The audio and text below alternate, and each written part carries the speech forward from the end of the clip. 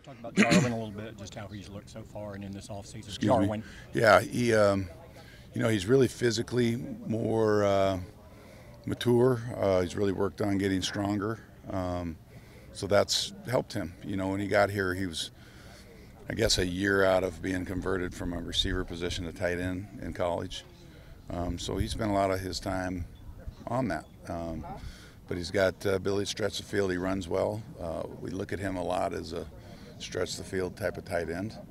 I think he's going to have some versatility to his game.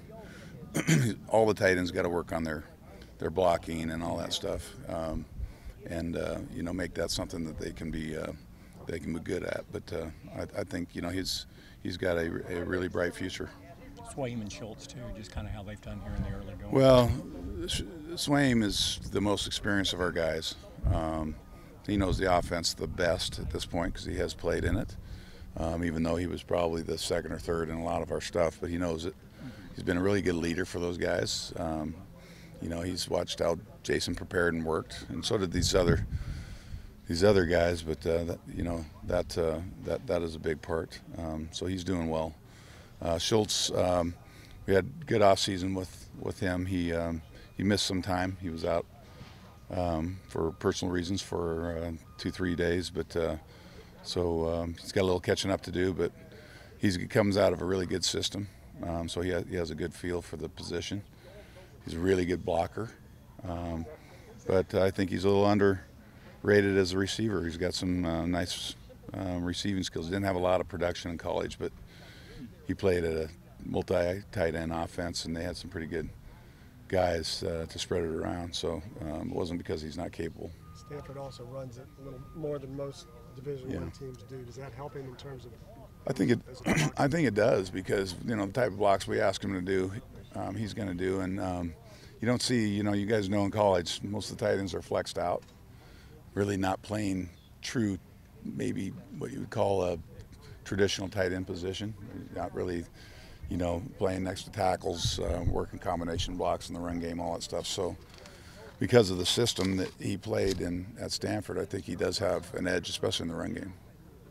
How would you assess the offense so far in practice? Well, we're work in progress. We're not where we want to be, but there's bright spots, things that we build on. We got to be a better execution offense. It's different. When you for so long rely on certain guys, hey, we're going to throw this ball, this is our guy. If we're going to throw this is our guy. We got to do it with the group. And so one of the things we got to establish here in the upcoming weeks in the 4 preseason games is really specific roles for people. Mm-hmm. Right now you guys have probably noticed we're moving guys around a lot. Right. So that's a positive, especially early and now. Okay, but the thing that's got to be improved upon is, okay, this is when it gets down to crunch time.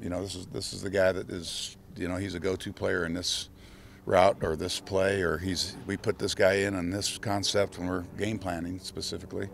So they're specific to that, and so we're still work in progress, but we're making strides. But we got to make strides here quickly. As a novice, and we're reporters outside looking in. In the past we've seen a lot of touchdowns being thrown in practice, and there are not a lot of touchdowns being thrown in practice. Is that because of the compete drills, or because of the work in progress? Or well, we haven't really been in. I mean, everything's been in the middle of the field. We like to, the good news for us is if we really got something for scoring a lot of touchdowns. Bad news, our defense is playing pretty good too. Those guys are covering well, and so that's good for our team. But we're hopefully going to get that ball in the end zone a lot this year. So right now it's.